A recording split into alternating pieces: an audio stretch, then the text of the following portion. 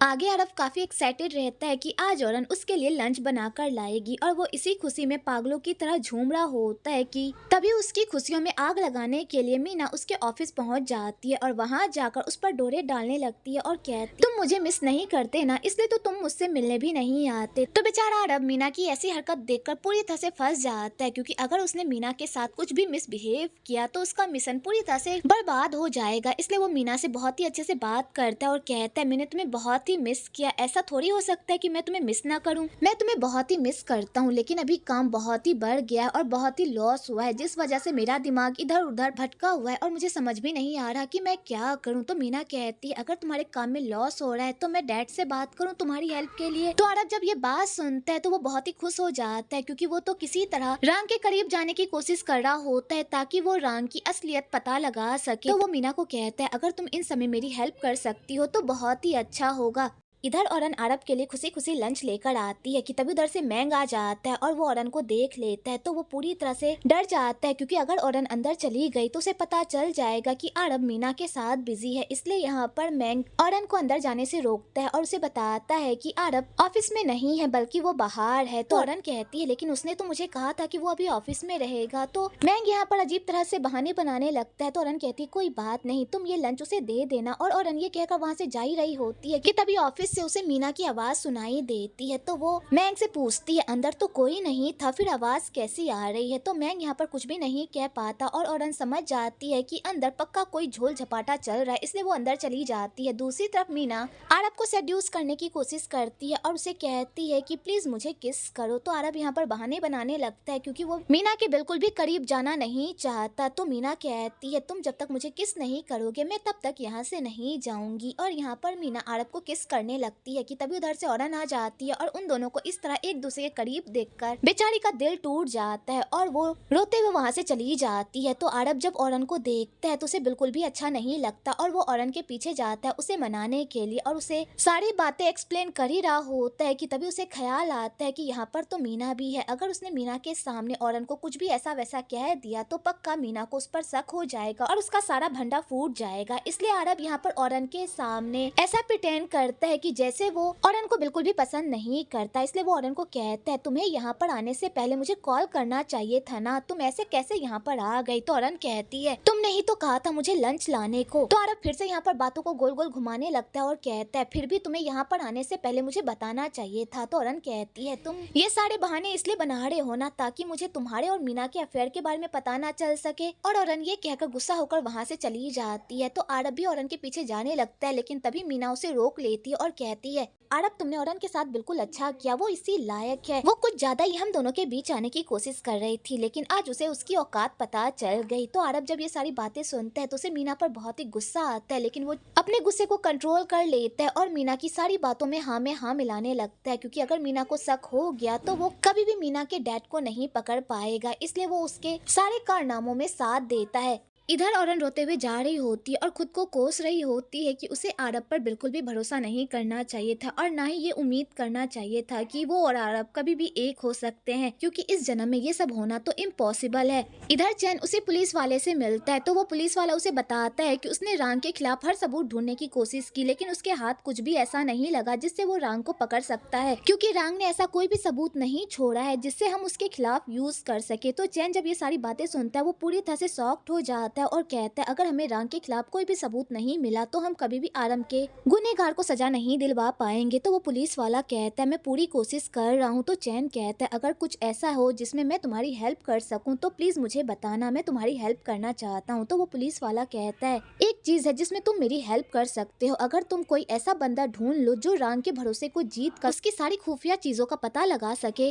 तो शायद इससे हमारी बहुत ही हेल्प होगी। तो चैन कहता है मैं पूरी कोशिश करूंगा। और चैन इसी सिलसिले में सरान से मिलने के लिए उसके घर जाता है, क्योंकि एक सरानी है जो रांग के बारे में ज्यादा कुछ जानता है, इसलिए वो इस सिलसिले में सरान की हेल्प लेने के लिए जाता है। लेकिन जब वो सरान के घर पहुंचता है और सरान की ऐसी हालत देखता है वो तो पूरी तरह से शॉक्ड हो जाता है, क्योंकि सरान इस दुनिया को छोड़कर जा चुका होता है। आगे चैन औरन से मिलने के लिए उसके घर आता है तो औरन कहती है तुम यहाँ पर क्या कर रहे हो। तो चैन कहता है मैंने तुम्हें कितनी बार कॉल किया, तुम्हारा फोन कहाँ है, तुम फोन क्यों नहीं उठा रही थी। तो औरन कहती है मेरा फोन घर में ही छूट गया था, बताओ तुम्हें क्या बात करनी थी। तो चैन कहता है औरन अभी जो मैं तुम्हें बताने वाला हूँ वो तुम्हारे लिए बहुत ही तकलीफ दे होगा, इसलिए खुद को संभालना। तो औरन कहती है आखिरकार तुम कहना क्या चाहते हो, प्लीज साफ साफ कहो। तो यहाँ पर चैन औरन को बता देता है कि उसका भाई अब इस दुनिया में नहीं रहा। तो औरन जैसे ये बात सुनती है वो तो पूरी तरह से शॉक्ड हो जाती है और बेहोश भी हो जाती है कि तभी उधर से आरब भी आ जाता है औरन से मिलने के लिए। और वो जब चैन और औरन को इस तरह देखता है वो भी पूरी तरह से पगला जाता है। और वो जब औरन की ऐसी हालत देखता है तो वो भी पूरी तरह से हैरान हो जाता है और औरन को अपनी बाहों में लेकर उसे बेडरूम में लेकर जाता है और वहां जाकर उसका ख्याल रखता है कि तभी उधर से एक मेड आती है और वो अरब को कहती है कि चैन आपसे मिलना चाहते हैं क्योंकि उन्हें आपसे कोई इंपॉर्टेंट बात करनी है। तो अरब कहता है ठीक है मैं नीचे जा रहा हूँ, तब तक तुम औरन के पास रहना और उसका ख्याल रखना, समझी। और अरब ये कहकर चैन से मिलने के लिए नीचे चला जाता है। आगे अरब चैन से पूछता है तुमने मेरी वाइफ के साथ ऐसा क्या कर दिया जिस वजह से उसकी ऐसी हालत हो गई। तो चैन कहता है औरन का भाई सरान अब इस दुनिया में नहीं रहा। तो अरब जैसे ये बात सुनता है वो पूरी तरह से शॉक्ड हो जाता है और वो चैन को कहता है थैंक यू सो मच, औरन के ऐसे हालात में तुम उसके साथ थे, लेकिन अब तुम्हें उसकी फिक्र करने की कोई जरूरत नहीं है क्योंकि उसका पति आ गया है उसका ख्याल रखने के लिए। इधर मिमी जब सरान की ऐसी हालत देखती है तो वो फूट फूट कर रोने लगती है क्योंकि उसने कभी भी नहीं सोचा था कि वो सरान को इस तरह खो बैठेगी। लेकिन तभी मिमी को कुछ अजीब लगता है तो वो सरान की जब बॉडी देखती है और उसके ऊपर ढेर सारे निशान देखती है तो वो समझ जाती है कि सरान की मौत हार्ट अटैक से नहीं हुई है बल्कि इसके पीछे कोई ना कोई साजिश है, जिसे जानकर तो मिमी पूरी तरह से शॉक्ड हो जाती है। इधर औरन अपने भाई के याद में रो रही होती है कि तभी उधर से अरब आता है और औरन को कहता है जितना रोना चाहती है रो लो और अपना दिल हल्का कर लो, एक बार में ही सारा रो लो ताकि तुम्हें बाद में तकलीफ ना हो। तो औरन जब ये बात सुनती है तो वो अरब को गले लगा लेती है और फूट फूट कर रोने लगती है और कहती है मेरे भाई ने मुझसे वादा किया था कि वो कभी भी मुझे अकेला छोड़कर नहीं जाएगा, तो फिर वो अपना वादा कैसे तोड़ सकता है, वो मुझे अकेला छोड़कर कैसे जा सकता है। और औरन ये कहकर फूट फूट कर रोने लगती है। तो अरब जब औरन की ऐसी हालत देखता है तो उसे भी औरन के लिए बहुत ही बुरा लगता है और वो किसी तरह औरन को संभाल कर हॉस्पिटल लेकर जाता है। आगे औरन जब अपने भाई की ऐसी हालत देखती है तो वो फिर से फूट फूट कर रोने लगती है और कहती है आप मुझे छोड़कर क्यों चले गए भाई, अब मेरा क्या होगा आपके अलावा कौन,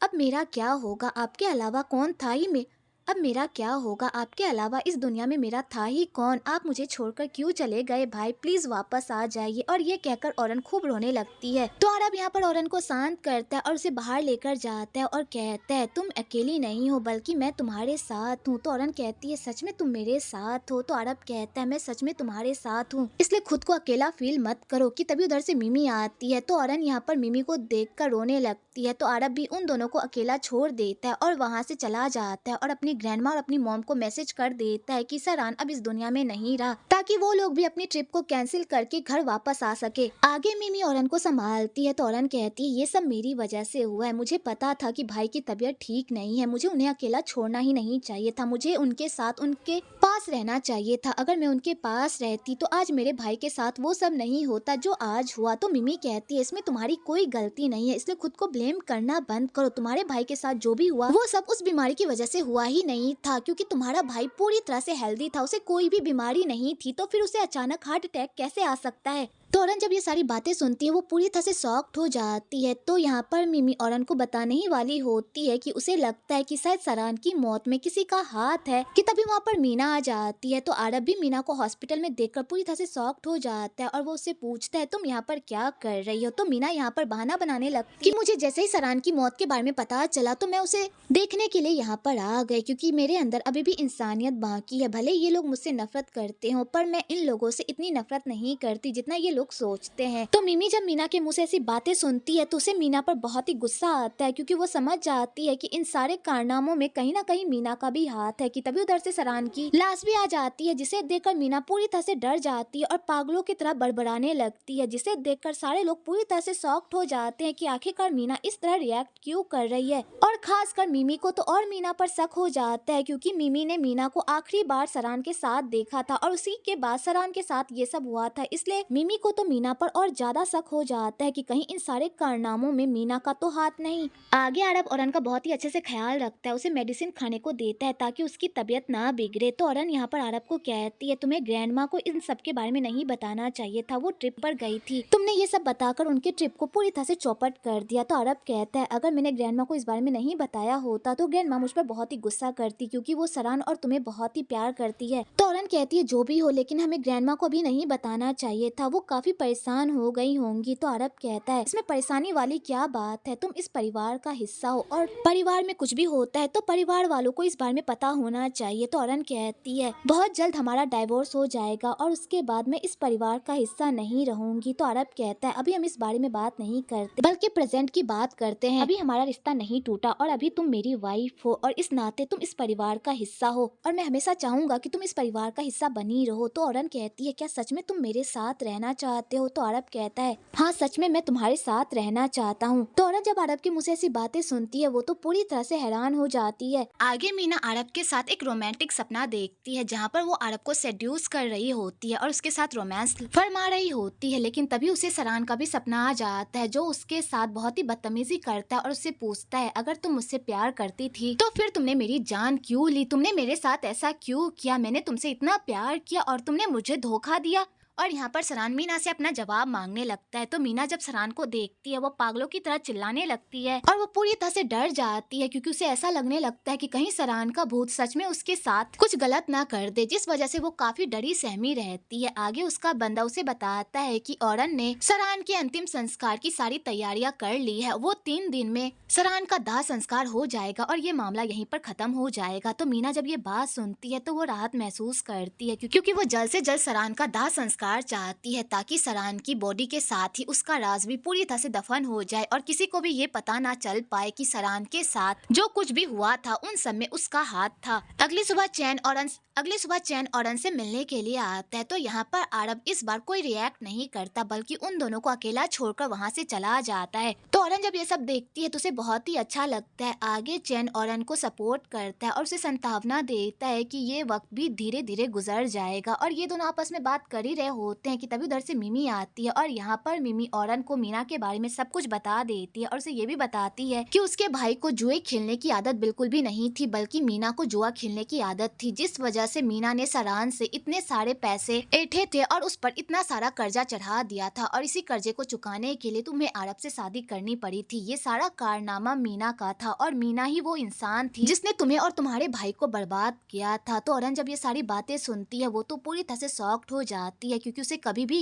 इस बारे में कुछ पता ही नहीं था। तो यहाँ पर मिमी औरन को ये भी बताती है कि मुझे लगता है कि तुम्हारे भाई की मौत हार्ट अटैक की वजह से नहीं बल्कि किसी की साजिश की वजह से हुई है और इन सब के पीछे भी लगता है मीना का ही हाथ है, क्योंकि मैंने मीना को सरान के साथ आखिरी बार देखा था और उसके बाद ही सरान के साथ ये सब हुआ। इसलिए मैं चाहती हूँ कि तुम सरान की बॉडी की ऑटोप्सी करवाओ ताकि सबको सच्चाई पता चल सके कि सरान की मौत सच में रियल में हुई थी या किसी ने साजिश की थी। तो औरन कहती है, ठीक है, मैं इस बारे में पता लगा कर रहूंगी। इधर मीना को जब पता चलता है कि सरान की बॉडी का भी दाह संस्कार नहीं हो रहा बल्कि उसकी बॉडी की ऑटोप्सी हो रही है ताकि ये पता लगाया जा सके कि उसकी मौत किस वजह से हुई है, तो मीना जैसे ये बात सुनती है वो पूरी तरह से पगला जाती है, क्योंकि अगर ऑटोप्सी हुई तो उसका सारा काला चिट्ठा बाहर आ जाएगा और सबको पता चल जाएगा कि सरान की मौत हार्ट अटैक की वजह से नहीं हुई थी बल्कि जहर की वजह से हुई थी, जिस वजह से मीना पूरी तरह से पगला जाती है कि अब वो क्या करेगी।